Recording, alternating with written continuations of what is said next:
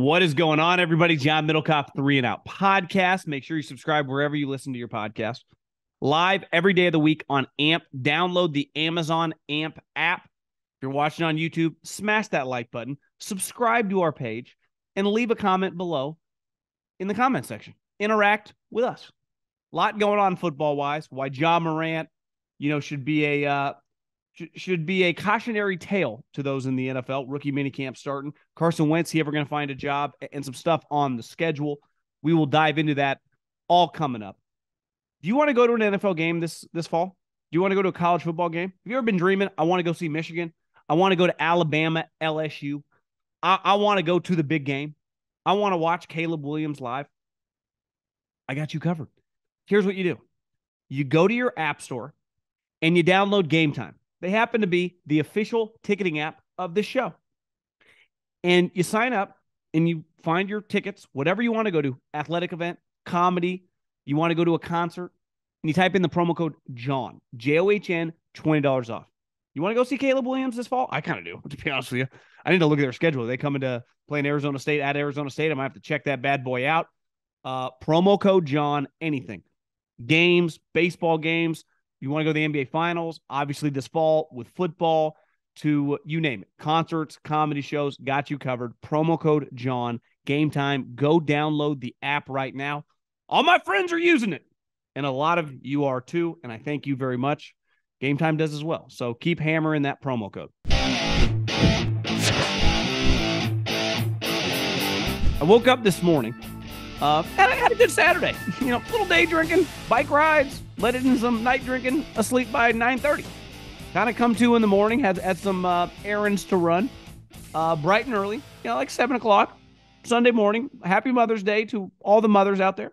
Open my phone and see Ja Morant's in trouble again.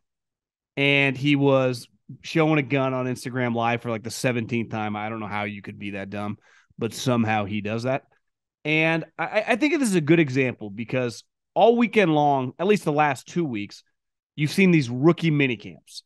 And for the most part, rookie minicamp is kind of, a shit show. No one really knows what's going on. There aren't that many players. You bring a lot of guy on tryouts, but it's very, very cool to see your star players, usually the guys that you drafted really high, in your jersey. And definitely the quarterbacks from Anthony Richardson to Bryce Young. I mean, I can't tell you how many text messages I got this weekend from people or people tagging me on Twitter. Look how small Bryce Young looks. Yeah, he's small, guys. I mean, small guys look small when they play football, in college or the NFL. He's not going to look big. Anthony Richardson, Will Levis, there were clips of him throwing it. It's fun. It is fun. If you're a fan of that team, it's cool for us. Not much is going on to see those videos. We talk about it the entire draft leading up for the process. Most people can watch, and especially next year, Caleb Williams or Marvin Harrison Jr. or a Bosa brother or Myles Garrett or whoever. Trent Williams, Lane Johnson. I mean, the premium guys, like, they can play. My mom could scout a lot of drafts in the top 10, right? The scouting profession and the job of a GM, and the coach plays a large role in this too, because he has, especially all around the league now, heavy decision-making power, is to evaluate the human being. And I remember Chris Ballard, I was watching his press conference, and I think they asked him, it was after the first round they had drafted Anthony Richardson. They said, when did you decide on Anthony Richardson? He's like, probably about a month ago after he left on his visit, because we felt very good about the guy. But here's the hard part. And this is why you hear these conversations, nonstop about the draft. A lot of fans complain, media complains, hell, people in the league complain, like, it's not an exact science. It's so hard. Look at the bust rates. And people are like, how do these teams keep missing? Because you're not dealing with widgets. You're not acquiring a business that the revenue is set on a yearly basis, right? I didn't just acquire, 7 alarm stores that I know exactly how much money I'm going to make. You're acquiring people, and people change. They are very fluid, right? I don't care how mature you are. You never know what a guy is going to react to every level in which he steps up in life, right? You change from high school to college to professionally. I've been saying it forever. Not that it's, breaking news here, but overwhelming majority of human beings get a long runway on their professional career. Not the way it works in pro sports, right? You kind of have to capitalize. It's being, lengthened a little bit with training and eating and just health, the way we understand how to treat the body now. That's different back in the day where guys had 10-year careers. Now guys can play 15 years, 20 years. Look at Brady, look at some of these people. But you're still dealing with a guy, an individual who is going to get a lot of public criticism and I would say, praise as well as a lot of money. These are very difficult spots. I don't care who you are. It's why a small percentage of people, one, can handle to play at the level and then handle the way to conduct themselves at the level. Ja Morant's a good example. Can't miss prospect. The only reason he wasn't the number one pick in the draft is because he was in Zion Williamson's draft. High character guy. His family was around all the time. His dad is a major, major part of his life. And when I saw this video, which, listen, I'm not anti-guns. I grew up in a home with way more guns than people. But I know this, that if I would have ever held a handgun like that, my dad's passed away. If I did that right now, he'd come out of the sky and backhand me. Like, that is just, what are you doing? I'm not here to say banish all the weapons. But any of us that grew up around them and are around them know there is a way to handle them and not. And then there's a level of stupidity, right? And this is when you're dealing with Jalen Carter, for example. The major question mark with him is, can I trust him? Is he trustworthy? And once you get out of college, it's actually easier, if you play for Duke or North Carolina or play football for USC or Alabama. The structure in which I can control you, even with NIL, is much, much stronger. In pro sports, in the NBA and the NFL, you got a lot of free time. These are a business. The GM ain't holding your hand 24/7, 365. And I was thinking about this when I saw that video. The thing that I found the most funny part, it's not funny at all, but just that I remember thinking it was laughable at the time, that there was a story that someone on the Indiana Pacers had said that Ja Morant, he has this crew of clearly dipshits that he runs around with, had pointed, basically red dotted him like a member of SEAL Team 6 in one of the SUVs after a game because there was an verbal altercation during the game. And someone on the Pacers said, they pointed a gun at me and there was a red dot. I don't know if it was on his head or his shoulder or whatever. And Adam Silver did nothing. Nothing. Of course he didn't, because he's one of the softest leaders in the history of business. And I remember thinking how much shit Roger Goodell got. And listen, it's not an envious position to be in to hand down these intense penalties on players. But I think it's proven that when you lean harsh in this situation, it's better than currently what the NBA does, which no one gets in trouble. Again, a dude in a car that Ja Morant was in, which is clearly Ja Morant's car, red dotted a dude on another team, not a player, but a personnel guy. And they're like, I'm not sure that happened. Adam Silver's like, just, pointed at his feet, no hollow points. I mean, Roger Goodell would have been suspended the rest of the season. Yet in the NBA, he got like 5 game suspension. It was nothing. It was a joke. And they have these situations. And listen, is the NFL perfect? Of course not. But looking back, some of those harsh penalties, I understand some of them you can argue, but not everything's been perfect. There's been some stuff that has clearly been a disaster, the Ray Rice fiasco. But just in terms of a general statement of lean being harsh or lean being pro player, just slap on the wrist, I think it's pretty clear which way you should go. But this gets back to, in the draft process, of trying to find people that you can trust, that you can believe in. I looked at social media this weekend. Who's there getting a degree? Oh, Jalen Hurts. Why does Jalen Hurts need a degree? Think about that. Is there one human being where currently that just signed a contract within the last month where a degree could be any less meaningless? The whole point of a degree is try to get into the private sector and make some cash. Guy literally just got paid $180 million. Yet there's a follow through. There's a maturity. There's a seriousness to the guy. And there's stuff like I said, Ja Morant viewed coming out of college, high character guy, dad around. Where is this guy's dad? You stop being his dad, start being his friend. What the fuck's going on? It's a clown show. And it's at a point now, and it gets like this sometimes. And some NFL players over the years have put themselves where they get to a point where it feels like they're bigger than the team can't slow them down. We've seen that. Most recent probably example would be Antonio Brown. It's hard to put it back, right? Once you jump the shark, it's usually harder to get it back under control, because by that time the guy has unlimited money. Ja Morant, for example, has unlimited money. And we talk about this a lot with NIL, how that impacts, guys' focus. I actually think it helps, because you don't ask the question as much. Like, you clearly, if you're a higher draft pick in one of these sports, you get more money probably than you got in the NIL. But you don't have to ask, like, how's Caleb Williams' money once he becomes a millionaire? It's like, yeah, he's made $10 million the last 2 years. He drives a G-Wagon. He has a house in Malibu. Every piece of clothing he wears is very expensive. Like, the guy's got money, a lot of money. He makes more money than like a lot of mid-round draft picks right now that have been in the league for several years. So it's difficult. Now, I get angry during draft time when people overdraft talent.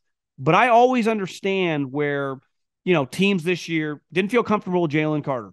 And we'll see over time if that's the right or wrong decision. But I think when you make decisions based off the field, things you feel confident about, I understand it. And the hard part is it's easy to go back. Jalen Carter becomes a 7-time All-Pro, one of the greatest defensive linemen ever. And you go, yeah, I don't know if we were equipped that might not have worked here. That might not have worked here.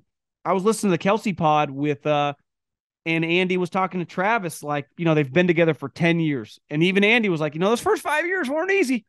we butted our heads a little bit. You were a great player, so we kept using you, but we weren't always on the same page. And these last 5 years, I swear by you. Those first couple years were a little rocky. I think that's a good example. And I'd be fascinated, like, what Travis would he have thrived anywhere? Could any situation have handled him? Now, all these situations of guys getting in trouble, arrested, are always different. Right? Some are just don't listen to you. Speaking of a guy that doesn't listen, really, Carson Wentz is a good example. It was just over the last 12 months, Carson Wentz has been traded for a first-round pick and multiple third-round picks. So it's not like his value, he hasn't been worth anything in years. No, he's literally been traded back-to-back years for valuable draft picks. And he currently, on May 14th, when I'm recording this, does not have a job. Think about that. Carson Wentz does not have a job. Is he a good starting quarterback? Clearly not really. But we have this argument sometimes with players. He clearly is better than the majority of backups. But whenever we get into this argument is like, why is so-and-so not in the league? And a lot of it is like, as a backup quarterback, which Carson Wentz would have to transition into being, there are a couple requirements. One, low ego. I need to hear from you very little in terms of like your opinions on big picture stuff about the squad. You just kind of fit in. You're just kind of a little member of the squad here in the back, even though you play a big role because you help the starting quarterback get ready. Depending on the team situation, you play against the starting defense. So you give them looks based on the quarterback you're going to face on that given week, which is obviously very, very important. And you got to be a good teammate. People have to like you. We talked about it with Matt Ariza over the last couple pods, right? Like his situation, did the Bills screw that up? And I said, this is just a fact. They had no clue whether he was telling the truth or not. Clearly he was telling the truth. The reason that they went their separate ways and cut him last year was he was a punter, right? And like a backup quarterback, kind of the same thing. I can't have you being a distraction. I need you to kind of just be one of the more well-liked guys in the building. And one issue for Carson Wentz, from what I've heard, not a bad guy, like not some terrible human being, but him and coaches don't always get along. Why? He kind of thinks he has all the answers. And Jason Kelsey said this on a podcast, that one thing he regretted about the Carson situation was not forcing him to kind of be closer with guys. So when shit hits the fan, everyone's kind of in the trenches together. And back to Jalen Hurts, when I think about his quantifiable skills, like deep ball, running ability, whatever, just like on the field stuff, I would say his two best attributes, one, improvement, which to me encompasses like dude wants to be coached and dude wants to be coached hard. Nick Saban, Lincoln Riley gets with Sirianni. And remember, they had a blow up. It was either last year or 2 years ago. And Philly wanted to make a big deal about it. And Nick was like, I'm the son of a coach. I'm a coach. He's also a son of a coach. He likes being yelled at, and we're very comfortable doing that. And Jalen even said after, like, yeah, I'm unfazed. Carson, that's not the case with him. And the other thing, like, not the best teammate. Not in a bad way, but just like not super close with guys. Being close with guys, here's a reality for most of our businesses, right? Depending on who you work with, you don't necessarily need to be that close. Whether it's in an office situation, whether it's being coworkers, you can be very professional and cordial. As the starting quarterback, I would say it's pretty important to develop and aspire to work on close relationships with people. And organically, it should naturally happen, right? Say what you want about Aaron Rodgers. Clearly, he's pretty tight with some guys. He just is. We can make fun about Randall Cobb all he wants. Randall Cobb really likes Aaron Rodgers. Mercedes Lewis really likes Aaron Rodgers. David Bakhtiari really likes Aaron Rodgers. I mean, these guys are really close. Obviously, Brady's list and Peyton Manning's list speak for themselves. These guys are boys. And being boys, almost like a high school level of friendship is important even when you're all millionaires and really famous. And when you see that Carson Wentz, like, one thing I heard about Mark Sanchez from people that were on teams and worked for teams around him, they're like, people love this guy. Chase Daniel, people love the guy. Case Keenum, people love certain players.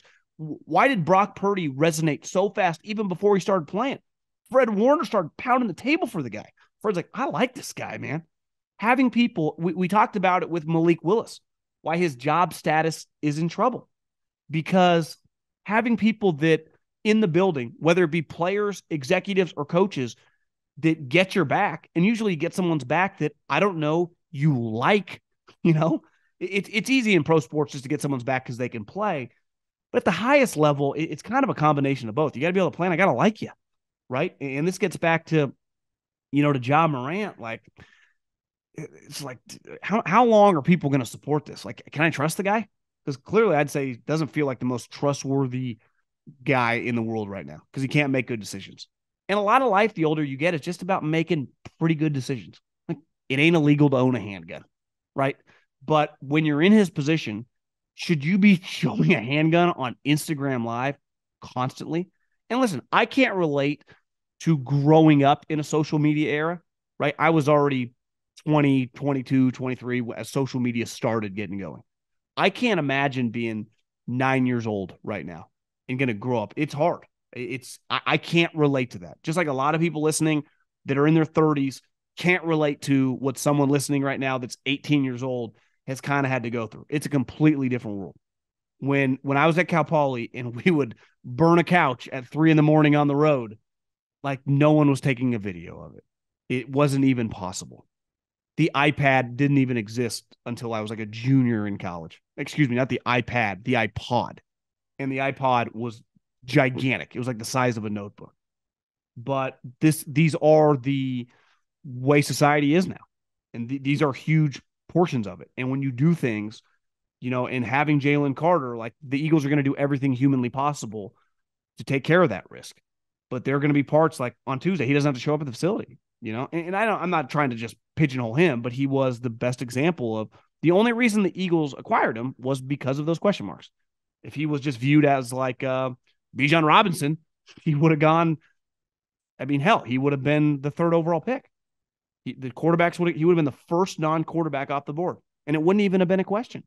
It would have been him. He's in a different stratosphere. And again, we're nitpicking high stratospheres here, but even than Will Anderson as a player and as a talent. But yeah, these are just, you're dealing with people. And so after a while, they show their true colors. Like, Josh starting to show his true colors, right? He's lacking something upstairs. He just is. Like, you can't consistently do these. I keep hearing, cry for help. Give me a break. Like, it gets to a point where you're just an idiot. Cry for help. Fucking showing a gun on Instagram. Give me a break. But yeah. Before we dive into what's next, do you know that Angie's List is now Angie, your home for everything home? And as someone who is currently house shopping and who has bought property before, you walk in, you go, well, I need to fix the kitchen. I want to improve this bathroom. I want to fix some stuff in the backyard. And then you go, well, I don't do this for a living. Where do I even start? Who do I even contact? That's where Angie has 20 years of experience combined with new tools to simplify the process. Over 220,000 pros in their network. They can help you get the best price for your product. They have new projects that are priced upfront and clearly lays out the cost before you buy. With Angie, you can request quotes from multiple pros in your area. The pros in your network are locally based. In just a few taps in the Angie app or click on the site, you can have Angie tackle your home service project from start to finish. Download the free Angie mobile app today or visit Angie.com. That's ANGI.com. You know, I haven't gone through everyone's schedule, but talking point when it just comes to the schedules, I do think there's things that are important and things that are not important. And a lot of it just gets thrown under the umbrella of this team travels a lot. Okay. Well, traveling is a major, red flag on a season, a team that has to travel a lot. But one thing that is completely irrelevant, if you are an East Coast team or you are a West Coast team and you have a long road trip and you play two teams in that time zone back-to-back weeks, like if I'm Seattle and I play the Giants one week and the Commanders the next week, that's not a crazy travel in the sense that I'm not flying back and forth. So I'm cutting two trips, right? Because I'm going to stay out there. And in 2023, all these teams now, same vice versa, right? The Giants this week, week 2 and week 3, they play the Cardinals week 2, and then they play the 49ers the following week on Thursday Night Football. They're clearly going to stay on the West Coast. So it's a long travel to play the Cardinals. But then the following week, that Thursday night game, that travel isn't that crazy. It's, an hour and a half flight. I've made it a bunch right to the Bay Area. Honestly, it's probably flying up from Arizona, get the win. Could be there an hour and 25 minutes. So when you stay games back to back, all these teams stay down. Now, when you have the one-off situation, that is taxing, especially when, like, what I would factor in if I'm the Giants and I play the Rams or I'm the Rams and I play a Florida team and I got to go back, who do I play the next week? That is 100% a disadvantage. All of these international games, not ideal in terms of long travel. Depending on where you are, I guess if you're on the Eastern Seaboard and you're playing, in the UK or whatever, there's no difference. It's like a 5.5 hour flight. So it's like a cross country flight in America. But I do think the Thursday night game, I haven't seen it. I guess I could have looked it up before this podcast. I know the 49ers have 2 Thursday night games. I would imagine they're not the only team. If you have multiple Thursday night games, that is very, very difficult. But the one example I will use for them, I always say all Thursday night games are not equal. When you play a Thursday night game, to me, I would draw the line of delineation like right around Halloween, maybe even a week before. If you're playing a Thursday night game in the first or second week of September, that has no parallels to playing a Thursday night game in early December, right? Because the wear and tear on your body is nowhere near the same.